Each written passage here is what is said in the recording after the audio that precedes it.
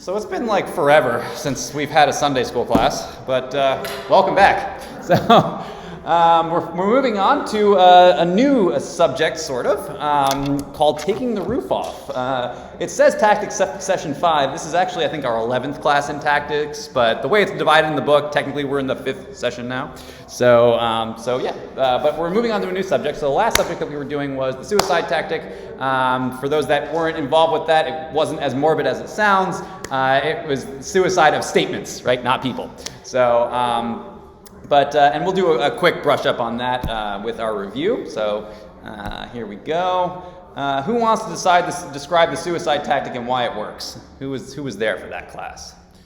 Wants to maybe give it just take a stab at it? Statement itself is self-refuting, like it doesn't make sense. Right. So an example of that, of a suicide statement. Do you remember one? Really under the gun. That was mean. So something like there is no truth, right? So that would be a suicidal statement because it's assuming that statement itself is true, right? Because so what you can ask that person is that true? And if they say no, then you would say, well, why should I believe that? And then if they would have to say yes, at which point it would say, so something is true. So that's kind of the nature of a suicide statement. So a suicide statement, it's self-refuting because the claim cannot meet its own requirements. So it's saying something, but then it cannot meet its own requirements, such as there is no truth, right? And they're necessarily false. They can't possibly be true in any world, in any rational world, right? You'd have to give up reason in order for these things to be true, for contradictions to be true. Does anyone remember the 2 steps to recognizing when a point commits suicide? It's kind of a tough one. So the first step is to understand the basic premise, right? So what is the statement actually saying? There is no truth. Okay, it's saying to me that there is no truth at all, right?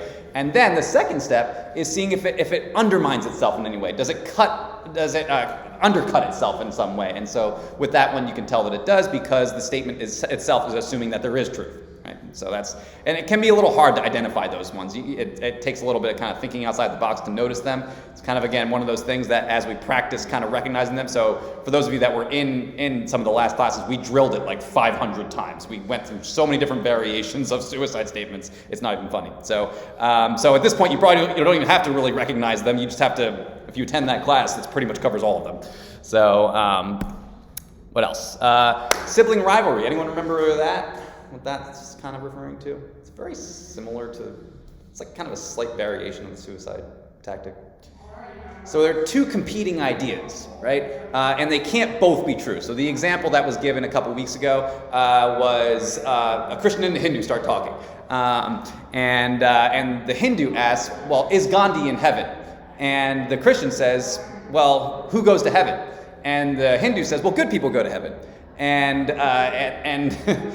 the Christian says, well, how do you know if they're good? And he says, well, you can't know if they're good because goodness is relative. And so what the guy's doing, the Hindu is doing, is that he's assuming that there is an absolute good, right? That there's objective good because objectively good people go to heaven. But then he says that we can't know if anything's good, right? It's all relative. And so he's assuming that there's both objective truth and subjective truth, and they're competing claims. You can't have both at the same time. So one of them has to be not true. Right, and so that's what a sibling rivalry is, where you have these 2 competing ideas, such as like subjective truth and objective truth, kind of competing with each other. And then you know that one of them you can eliminate. You might not know which one. I mean, we all, I think, have conviction that objective truth or objective morality is true, and so we can eliminate the subjective truth one. And you can do that any number of ways. In fact, one of the ways you can do it is through today's tactic. Right, it's called taking the roof off. So what taking the roof off is you're adopting the other person's viewpoint for the sake of argument. And many of you have actually probably done this before in an informal way. It's something that we kind of do if we know that someone's point just doesn't really make sense. We do this thing called taking the roof off, and you'll know what I mean once we start to get into it. So we're going to press that person to the logically absurd consequences of their view, right? So, whatever they say, and I'm not going to get into specifics quite yet what that looks like. Again, similar to the suicide tactic, we're going to drill a good 20-something of these, so you're going to have a pretty good idea as to what many of these taking the roof off type statements look like. So, so you're reducing the argument to its absurd conclusion or consequence, and that's called also known as the reductio ad absurdum. So if anyone ever says to you, you've just done a reductio, that's what this is referring to. That's kind of shorthand for reducing it to the absurd, right? Reductio ad absurdum. That's kind of what the Latin is referring to. So why should we take the roof off, right? It's not just to be jerks, I promise. So we want, the point is to see if the world being affirmed is a livable one, right? So if they make a certain kind of statement, such as, what do I have? I think I had an example earlier. Let's see. Let's just kind of keep going. I'll think of it later. So whatever the view is, can it be lived out to its fullest extent? So you want to take their view seriously and apply it across the board consistently to show that it just doesn't work, right? And then lastly, it shows that one must pay too high a price to hold certain views. Okay, and the way that the view that I really think of when I hear this statement that it's that you pay too high of a price, it's something like atheism, right? Atheism, well, particularly because of how pervasive it is in our culture, it just sounds like, it's just one of many views, and they've had their defenses for it, but people that adopt this view don't really recognize what they're giving up to hold this view, right? What they're not really recognizing is that you have to give up two primary things. Morality, right? There really is no sense of objective morality in an atheistic world, in a world without God, because they don't have a transcendent being, a transcendent lawgiver to make those morals true. And so if you remove God, who's up at the top? It's going to have to be a person of some kind, right? Head of the government. And that government can now dictate what's moral. And if that person decides that genocide's moral, then genocide's moral, and no one can say boo, right? But if you have a transcendent lawgiver that says that genocide is immoral across the board, then now we are actually, beholden to that in some way. And so you have to give up morality, right? Which often people don't recognize. Atheists still live in a world where we're going to chant for social justice and we're going to do all these things, but there's no basis for that. There's really nothing. That's not grounded in anything solid. And I think when you can point that out to them, it can be an effective way to demonstrate that. Additionally, and I think that this is really the kicker, is purpose, right? There is no purpose to life without God. No ultimate purpose to life. You can make up your own purpose if you want to, but we all know that that's just very superficial, and there's really no reason to do that, ultimately speaking. And they don't live that way. Some of the greatest, atheistic philosophers or existential philosophers, Jean-Paul Sartre, Camus, Nietzsche. So he's known for being a nihilist, and nihilism is where that ends, right? It's one of them was famous for saying that, if you really live atheism out to its fullest extent, suicide becomes just as rational as any kind of other enterprise, right? In fact, it's better in many ways because it's quicker, right? There's really no point to suffer through this whole life. And go through all of its ups and downs when you can just end it now and it's over and you don't have to experience all of that difficulty, right? And so that's the conclusion that they would have to draw, which actually is an absurd conclusion. I think it's kind of using this taking the roof off tactic to these people. You recognize that there really is no purpose to your life if you really follow it to its logical conclusions. And most people don't live that way. I think many of us might know an atheist at least somewhere in our life. And they live as though there is some sort of morality, and they live also like their life has purpose. Like, becoming a CEO is wonderful. But if you're just worm food in the end, if you're just turning to dust, then maybe people will remember you for a few decades, but ultimately speaking, the star's going to blow up and it's all going to turn into nothing anyway, right? But of course, if we're Christians, right, we have this belief in God that life does have real purpose, right? That we are here to serve Jesus and to follow Jesus, and that we will be living with him in heaven forever and ever and ever, because of what we do here when we put our faith and trust in him. There is no greater purpose than that, right? So it injects purpose into our life here, and we live very differently because of that, right? And so, there is a very high price for certain views, such as atheism and postmodernism and certain other philosophical views that are just being thrown around today. All right, so how to take the roof off. And you're all wondering, why do I have a car in there? So the first is similar to the suicide tactic, which is to reduce the view to its basic premise, principle, or moral rule. So if you were in the the class for the suicide tactic, that is the exact same first step that you do for both of them, right? So the first step is to understand what is the basic idea that they're saying there. Who remembers what type of question are we going to ask to find that out? Think Columbo. Evan. What do you mean by that? Perfect. So you want to, if you're going to want to understand their premise, now what else might you want to do? What other Columbo question?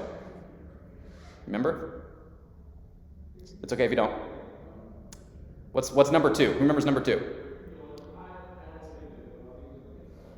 How?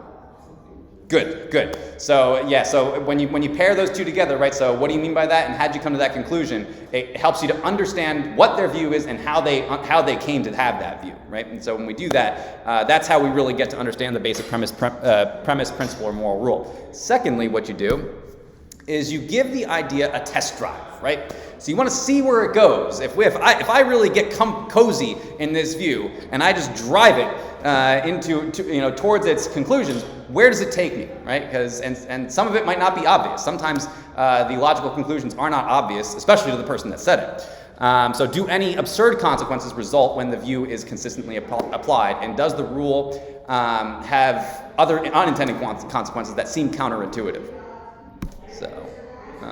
And so once we do that, right, once we kind of push it to its logical, absurd conclusions, then we invite the person to think about the implications of that view, right? Do you see like kind of how this really doesn't work? And that's kind of, where you'll go with that. Okay, why the tactic is effective. So all humans must live in a world that God created. This is our conviction. This is true, right? So it's not like only Christians live in a world that God created, and since we believe in God, that we are living in God's world. No, all of us do, even if we deny it, right? Even if we deny God's existence, we all have to live in His world, right? Which is why we all know that there actually is this moral thing, this objective morality thing, this purpose thing, and all this stuff. We're all living in His world because we all believe in these things, at least on some level.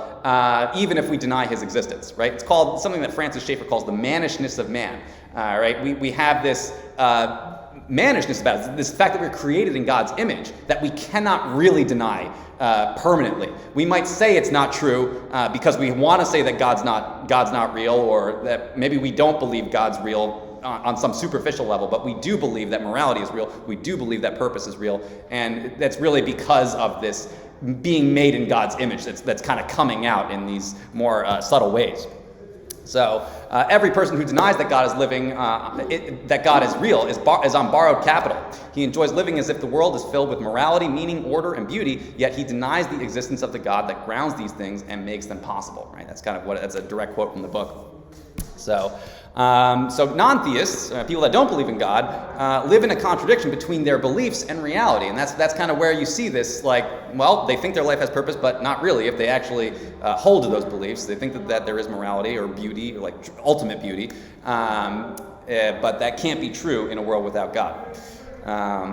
And so they construct, and this is where the metaphor, the taking the roof off comes into play, because in order to believe that their view is true, they have to protect it, right? Because unless they shield themselves, it's going to be clear that this view actually is going to fall apart very quickly. And so they construct a roof over it, and our job here is to gently remove the roof, right? We don't want to. The thing with taking the roof off tactic is that, unfortunately, people will actually push into the absurd rather than to, own up to the fact that their view is incorrect, right? And so we have to be gentle in the way that we kind of remove that roof. Otherwise, they're just going to walk away or just not pursue it. So, and this is where a well-placed Columbo number 3 is effective. So Columbo number 3 is using questions to make a point.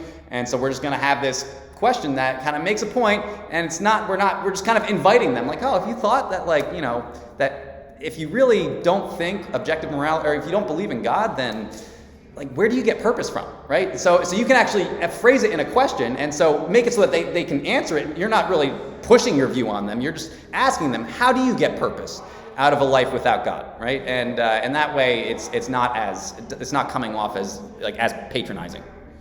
So the point is to cause the non-Christian a little bit of pain, right? A little bit of pain, to push them off balance and to direct them towards the illogic of their espoused beliefs. Not physical pain, right? But just a little bit of discomfort in their view, so that they are more amenable to seeing that it doesn't work. Okay, and so before we start, just got some housekeeping things. So before you take the roof off, you have to understand their view, right? So we had Evan here telling us that Columba number 1 is important, so we want to ask them, what do you mean by that? And then Katie said, how'd you come to that conclusion? So those two first Columba questions are important so that we understand what their view is. Otherwise, we're going to be fighting a boogeyman, right? Or a ghost, right? We're not going to actually be taking the roof off of anything that exists, right? So that's the first step. Secondly, everyone who rejects Christianity believes something, and this is something that I can attest to. So if you were not raised as a Christian,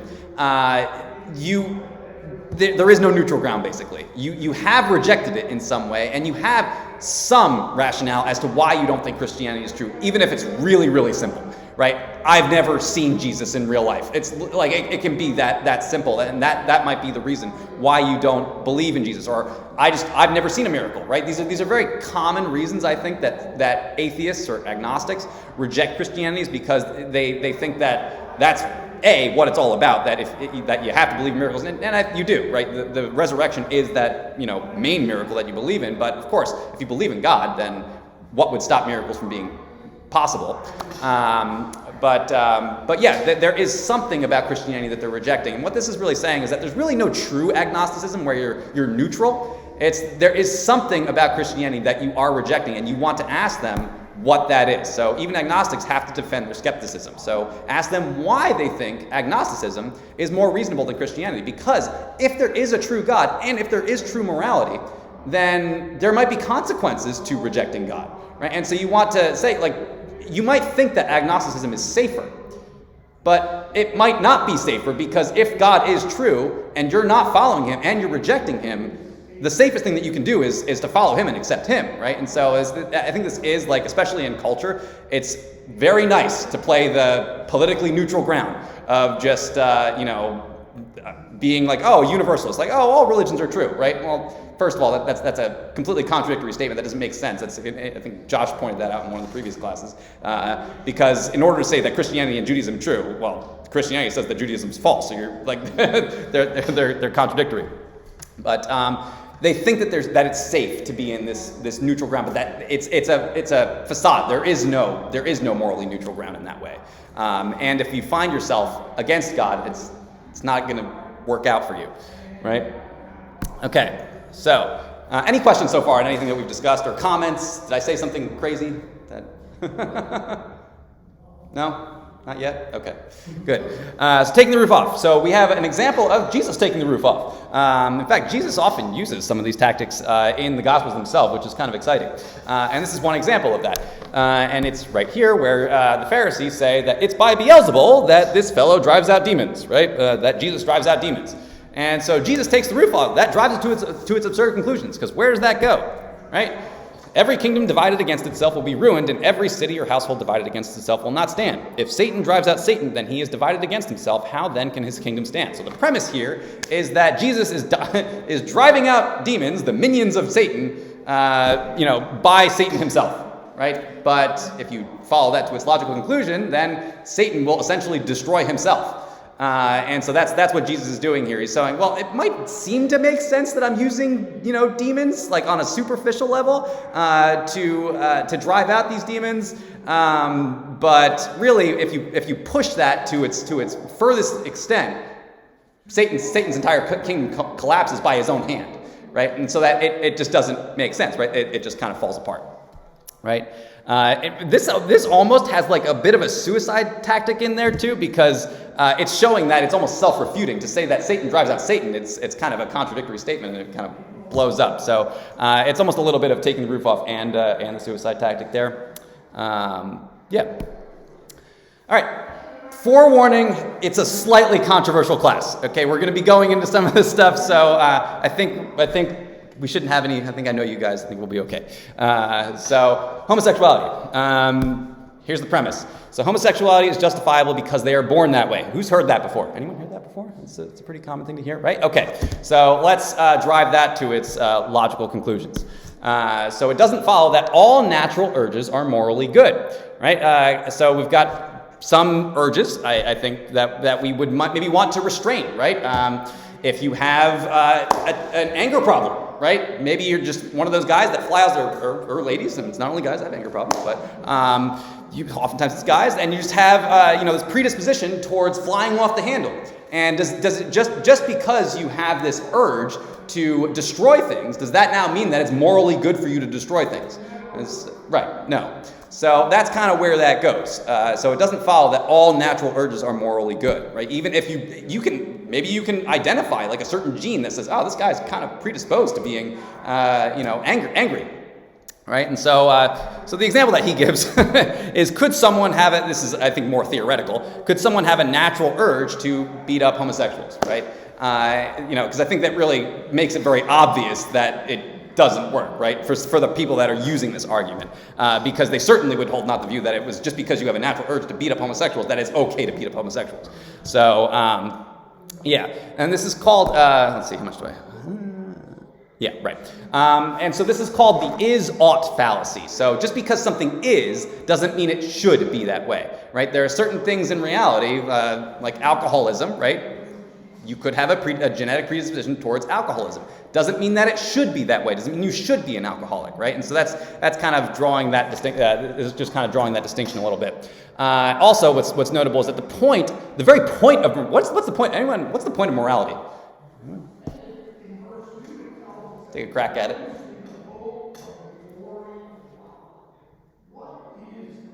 Standards to judge by. Right. Yeah. So that what could happen? Sorry. Like order, Yeah. right? Like Right. we all the same Right. Right. Keep like order. Yeah. Yeah, good. I think you got the essence of it, right? So it's to curb those bad impulses, right? Those that creates disorder and such. So if the point of morality is to curb those bad impulses that actually come naturally, right? So animals don't do that, right? Animals don't curb their impulses. Animals just do what comes naturally to them, whatever's instinctual. And so really, the difference between what comes naturally and principled self-restraint is called civilization, right? So that's kind of when we start to make these cases that we should just do whatever comes natural to us, we're basically arguing for an animalistic way of living, right? Which obviously is not good. Actually, I don't know if anything's obvious anymore, but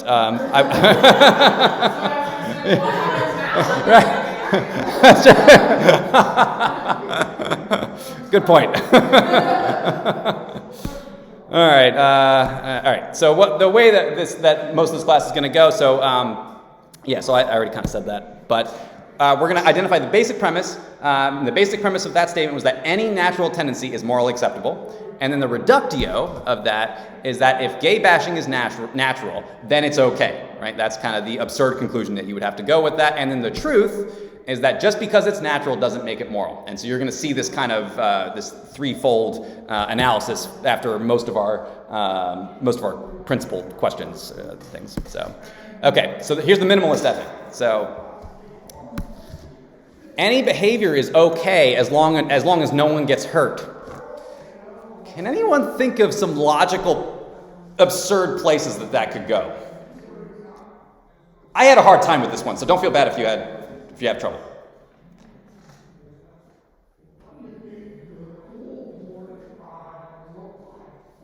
What would be a situation in which you're not hurting someone, but it's not moral either? Homosexuality. Okay. So. It's okay because that's them and they're not hurting anybody. Yeah, so like it's contained to them, right? It's not hurting other people, Right. but And they're like consensual. Yes. right. They're adults, so it's Yes. okay. Okay. Yep. I see where you're going now. The thing with homosexuality, though, is that it actually does hurt society. Because what would happen if everyone were to become homosexual? So, but that's not something I would have thought of. Like, it's kind of an interesting societal impact that has. Yeah, I guess that whole statement, I mean, people say that a lot, but I guess the whole statement is one that you can Yeah. But that is something that people argue with all the time. Now, another sad reality is that the suicide rates amongst homosexuals is extremely high because of a lot that goes on in their culture. They get abandoned once they're no longer viable as a partner anymore. They reach a certain age, they just get abandoned, and it's really sad what happens in there. And unfortunately, there's a lot of diseases because of the nature of the kind of sexual activity that they engage in. It leaves them susceptible to a lot of not just AIDS, but other kinds of diseases that is actually very harmful for the couple themselves, which is really unspoken in our culture. That's the bad stuff. You don't hear about that stuff. Right. Bad stuff. Yes. You don't hear about bad stuff. Yeah, it gets brushed under the rug, and it's. But I mean, there are like people that are like former homosexuals, or maybe even they're still identified that way, that kind of talk about it, and the culture just ignores those kinds of discussions. So, yeah. Okay, so some other ones that we might not have thought about.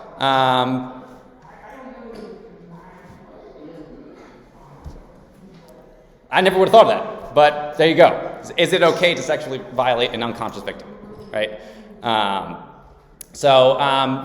that's not okay, right? And I hope that most people would agree with that. And some people might say, well, it's the psychological damage, right, that comes after. Okay, so let's just make this crazy situation in which somehow you gave someone Rohypnol and they were asleep the whole time, they never knew, no one ever found out, even they didn't know. You put them back in bed, they just thought they had a groggy night, and so does that make it okay now? No, it's not okay now. It's always wrong to sexually violate unconscious victims, right? So that's one example. Some other examples are peeping toms, right? So people that just kind of use binoculars, like this guy, to look at women or whatever. No, that's not okay. Necrophilia. Anyone know what necrophilia is? Yeah. So icky. But yeah, so that would be another example of, I would hope that we could say that is not good behavior or moral behavior. So yeah, the minimalist ethic is an absurd moral system. I think when you push it to its logical conclusions. Sorry, I should have probably told you that. Oh, he had to go to the bathroom. Okay, I wasn't sure if he was like, this is a little too heavy for me. And okay, so yep. So the threefold process here is that the basic premise is all behavior is okay as long as no one gets hurt. The reductio is that necrophilia, peeping toms, and sexual assault on unconscious people must be okay. The truth is that the minimalist ethic is an absurd moral system. Okay, and we're not going to worry about this because we're going to be doing it together. So there we go. Okay, moral relativism and theft. There are no moral absolutes. How can we use theft to show that this is absurd?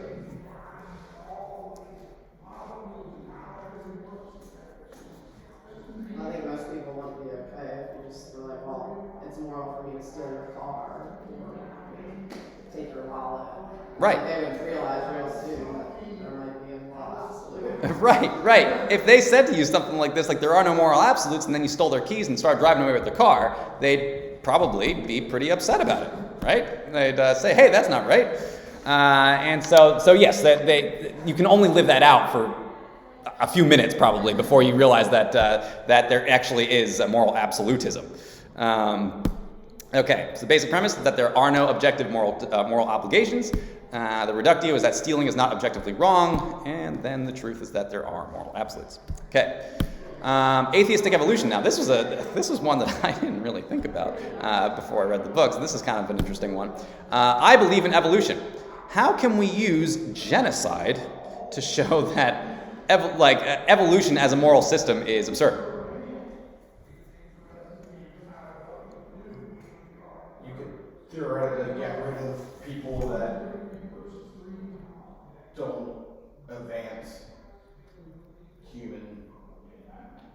Right. It's dark, but yes, and it would be good, right?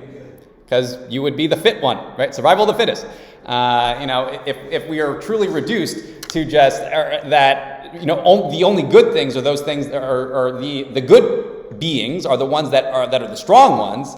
Well, then if you have, a whole arsenal of atom bombs and you just kind of blow up every other country in the world, well, you're the top dog. That makes you really good. Or if you take flamethrowers to an entire group of people, that makes you the morally good one, right? And of course, that's absurd, right? So I believe in evolution. Wonderful. I suppose you also believe genocide is okay. And they say, no, of course not, right? That's what they would say. But that, if we're using evolution as our moral standard, then we would have to accept that oppressing the weak was a good thing. That was a virtue, because that's kind of, allowing your species to persist or whatever. So yeah, the basic premise is that we are only governed by natural selection. The reductio is that the strong are allowed to oppress the weak. And then the truth is that evolution is not an adequate explanation for morality, right? Yeah. That's basically what that is. Yeah, I mean, because that's what Hitler truly believed, was that certain people were inferior and that the superior ones were going to win out, and that was a good thing. Yeah, so good point. That's good, Kate. All right, the modified abortion stance. Anyone heard that one before? I am personally against abortion, but others can choose for themselves. So why is this kind of a crazy thing to say? Not taking a stance for one thing, yeah. So maybe a little bit of yeah. And they're saying that that person can choose the value of another person, which is the same mental thoughts of slave owners and Nazis, really. Mm-hmm. Yeah. Because they're just saying, well, this person can choose if their child is valuable enough to live or not. They're placing value on the person. Yeah, like they were essentially playing God in a certain respect. It's somewhat of a suicide statement because you're saying, I'm against murder of babies, but it's okay if you murder babies. So therefore you can't be against it if you say it's okay for others. Yes. And I think when you take off the semantically overloaded phrasing, right, where they're talking about abortion, right? What's an abortion, right? I think when you kind of use your Columba number 1s and 2s and you kind of get down to the crux of it, and they eventually have to say it's the taking of a human life. I mean, because they might have all other kinds of veneers for it. They might say, oh, it's a termination of a pregnancy. I'm like, okay, what's the termination of a pregnancy? And you eventually come down to that it is, the killing of an innocent human life. And so then, like you said, now you have to say, well, it seems like you're saying that even though you're against it, it's okay for other mothers to kill their children. Is that, and that kind of shows the illogic of it. And so that's kind of where you're going. So mothers can choose to kill their children is basically what's being said here. So the basic premise is that abortion should be legal, even though it kills an innocent human being. That's kind of the premise. The reductio is that mothers can kill their children, even if some disapprove of that. And then the truth is that the modified abortion stance is barbaric, right? See, anything else I want to say there? I think that covers it. Even switch out abortion and the other thing. That statement stands for murder, alcoholism, anything like that. You put any other thing in there, I am personally against blank, but others can choose for themselves, and it's the same thing.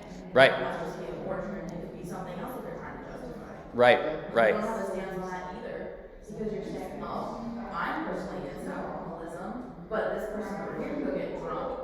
Is that okay too? Right. No. Right. I'm personally against the cause of Palestine, but I think that it's okay if they do it. Yeah. Right? That's kind of But another. you don't have a stance. Yeah.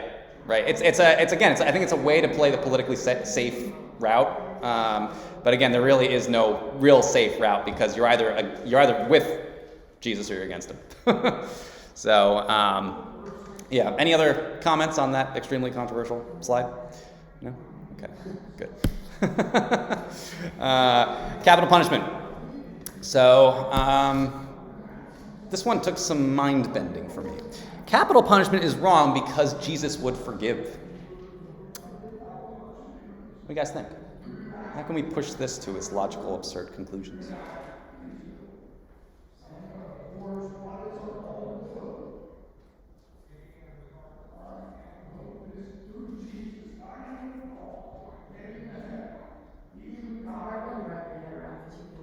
Say this and then go in 5 different directions from that. Yeah. And then you go 6 different directions from Right. that. And then you're calling yourself. It's kind of the nature of taking a test drive, right? You don't know which you can go in a lot of directions with it. So, the premise here, if we reduce it to its basic premise, they're saying that something is wrong because Jesus would forgive. What's the limit to that? I mean, there's a lot of things that Jesus forgives, but does that mean that we can just, not do them anymore, right? Why, in the case of capital punishment, should we get rid of, why would capital punishment be wrong, but not jailing people for fraud, right? Any kind of going to jail would now be, up for debate. And so essentially what they're saying is that we should just essentially let all the, people out of jail because Jesus would forgive, right? Which is an absurd place for that to go, right? Just because that Jesus forgives us from our sin, right? Jesus forgives us for a very specific thing, for eternal life. Doesn't mean that, here on earth that there aren't consequences for our sin, right? That's not what the Bible teaches. In fact, the Bible teaches quite the opposite. In Romans 13:4 it says, "But if you do wrong, be afraid, for rulers do not bear the sword for no reason. They are God's servants, agents of wrath to bring punishment on the wrongdoer." And this is not an Old Testament verse. This is from the New Testament. So yeah. Do you have something? No. Oh, okay. I thought you just look at you, maybe. But I was just explaining to him though that because he was saying does the Methodist Church believe abortion? Not anymore. Well, that's what I said. So anyway, you just said this because I said you shouldn't knowingly go against the commandments Right. and then say, oh, but I'll be forgiven. So I was just explaining that to him. Okay. About abortion, and then he said, oh, look, that's what you just said. Right. Very good observation there, Evan. Very good. That was where my head went. Forgiveness doesn't negate laws. Right. Jesus forgave, but we also got the Ten Commandments. That's true. Yeah. And I think something that it's not like he forgave with no price. He took the punishment for us, right? And that's something that also needs to be considered. So there's a lot going on there that I think someone who says something like that isn't really thinking about. Right? So I guess we should let all prisoners go because Jesus will forgive, right? Basic premise is that execution is wrong because Jesus is forgiving. Reductio, no punishment of any kind is justified. And the truth is that Jesus' forgiveness is not in conflict with the government's responsibility to punish. Okay, there is no truth. Okay. Let's try this one out. There is no truth, so we must tolerate all views.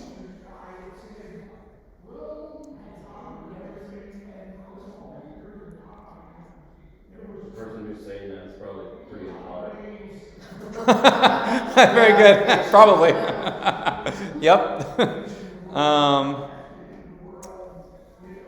I had to think about this one. I did not, because what I usually do when I do this book, or when I'm reading through the book, is I'll look at the premise and I'm like, okay, let's see if I can figure it out myself without reading ahead. And I don't think this is one of them that I could get off the top of my head. So there is no truth, so we must tolerate all views. What's the point of having a view if there's no truth? What's the point of having a what? What is the point of having a stance and having a view if there is no truth? I think you're getting at exactly, yes, that's pretty much. Who cares what everybody else says if there's no truth, there's no morality? Why are there different views? Everybody can just go around willy-nilly. Right. Why are there different set views if there's no truth? Good. Yes. So what I'm pretty sure you're saying, and I think it's in alignment with what the book said too, is why would tolerating all views be a virtue if there is no truth? Right? That's kind of what you're saying. Like that as a view, why would that be a valid view? If there is no such thing as truth, right? So you say if there's no truth, how do we know that tolerance is a virtue? Right? Basic premise: there is no truth. Reductio is that there is no obligation to be tolerant of people, right? Because there is no truth. And then the truth is that if you're obligated to be tolerant, then truth, at least to that extent, must exist. So. Okay, and the thing is, with any endeavor that seeks to identify truth would also be pointless. I mean, science would be pointless, right? Because that seeks to find at least relative truth, right, about the material world. And then education, right? Education is trying to imbue some sort of truth. I think at least it should. And then history, again, trying to show you the truth of the past. And all of that would be in question now if there was no truth. So all these endeavors would be pointless. Okay. Now, we've done the problem of evil like 8,000 times in this class, but we always take it from a different angle. So with this one, we have God does not exist because there is so much evil in the world. Now, I'm just gonna kind of go through this with you guys because this is like talking about multiple directions that you can take. There's a lot of directions that you can go with this one, so we're just gonna walk through it the way the book does. So we're gonna use Columbo number 1, right? So what do you mean by that? So can you define evil for me? And the way that they define evil is this. They say earthquakes, murders, tidal waves, rape. And so what do you notice about that though? When they say earthquakes, murders, tidal waves, and rape, what's in that? Do you notice like some of those like are like in one category and some are in a different category? Which? Some are natural disasters and others are human Right. instigated. Yes. And so what the way that this kind of goes is the person that's kind of speaking to the one who's saying that God doesn't exist because there's so much evil in the world is then he then asks or starts to pursue a line of reasoning that attacks essentially natural evil first. So earthquakes, tidal waves, hurricanes, all of that, right? And so he asks this: are you an evolutionist, right? And the thing is, in an evolutionary view, if we're taking that view, similar to what we were saying earlier about really, there's nothing wrong with genocide from an evolutionary perspective because it's just allowing the fittest to survive. If an earthquake hits or a tidal wave hits and it just obliterates an entire population of people, is that bad? I guess. Could you call it evil? No, because in there's a nature that whoever comes out strongest in nature wins. So if you didn't survive the tidal wave, you weren't like the strongest. Right. Additionally, so that's the first good point, right? Is that there's no way to really say it was evil because they just, it was just a weaker population apparently. Additionally, who benefits from that? The strong, or at least the ones that. Or there's like maybe competition taken out or something. So if there's like, let's just say there's 1,000 people that are wiped out from a tidal wave, there's a lot of food there now for crabs and other animals that want to feed. It sounds hilarious, but this is like, if we're all just animals, then it's the animals that are benefiting in this case, and wouldn't that be good for them to now be able to have all this food to eat? Crabs are maybe the leaders of the earth. It's right. It's the new race. Yes. All the people who are like all for the animals and stuff like that. That's right. Yeah. All the PETA people. That's right. So it's you couldn't actually say that it was really even bad because someone is benefiting from it that you can't say is inferior to humans. Not by that view, because that's it. What they'll probably try to do is, well, crabs are not on the same level as humans. They might try to go that way, and then you can just ask why. Like, why would crabs not be on the same level as humans? It's not in your view to make that kind of distinction. In fact, literally by evolution, it doesn't say that humans are better. It just says that humans are right now the fittest. Doesn't mean that a shark isn't going to come up on the top later on, right? We don't know that. So I know it sounds hilarious, but yeah, that would be the direction that you would want to take that to eliminate natural evil as a problem, right? Because you can't really objectively say that it actually is evil. Nature is merely selecting, which isn't necessarily bad. It's only bad for the one that's not getting selected, right? Secondly, what else? So then he's gonna let's see. Right. That's what. So then next, what you want to then go after is human evil. Right? So see if there's an absurd direction that you can go with that. That they're saying that if they believe in evolution, or if they are an atheist or a moral relativist, then why would human evil be wrong? So he can ask then, do you believe that genocide and drive-by shootings are evil? Right? And he'll say yes. And then what you can then ask is, well, do you think it's just wrong for you, or is it wrong for everyone to commit these kinds of acts? Now, if they're going to be consistent, they would have to say it's only bad for me, right? I think it's wrong. It's my opinion that genocide is wrong, because there is no there cannot be objective morality in atheism or in moral relativism, and so that's kind of the direction that he would have to go. And then, of course, you push it to the absurd, right? When we think of these things in our modern culture, what's the most absurd direction that we can go in as far as genocide? Where do we always go with that? Holocaust, right? That's that. In recent history, that's kind of the one that we all tend to point to as being the most extreme evil thing. Like Hitler is basically equivalent to Satan, like, in our modern dialogues with people. And so if we want to then push that point, we say, well, okay, do you think, that Nazi concentration camps were just bad for you, or were they bad for everyone? And he would again be forced to say, in my opinion, Nazi concentration camps are evil, right? And then where you go with that is like, well, it just sounds like it's just your personal preferences are determining whether or not God exists, right? Because remember, the first premise here was that God does not exist because there is so much evil. But it seems like evil is just a personal preference. It's just, I don't like stewed cabbage, and therefore God doesn't exist, right? And that's kind of where that's going. And so when you kind of make that clear to them, it's like, why would your personal preferences determine whether or not God exists, right? And even beyond that, since we can't even define evil is, how can you say that evil, how do we know, we don't even know what evil is, how can that disprove God's existence, right? And so that's kind of, where you want to go with that, is show them that there really is they have no way of saying something is objectively evil. And because they can't say if something is objectively evil, then there's really no way to say that this undefined thing disproves God's existence, right? Make sense? Sort of?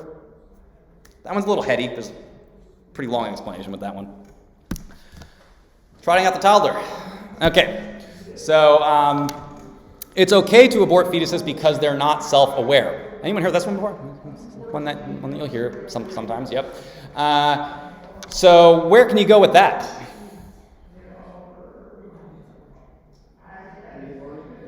Newborn, right? So if you're, 1 day, 3 days, even a couple months old, you're not self-aware at that point.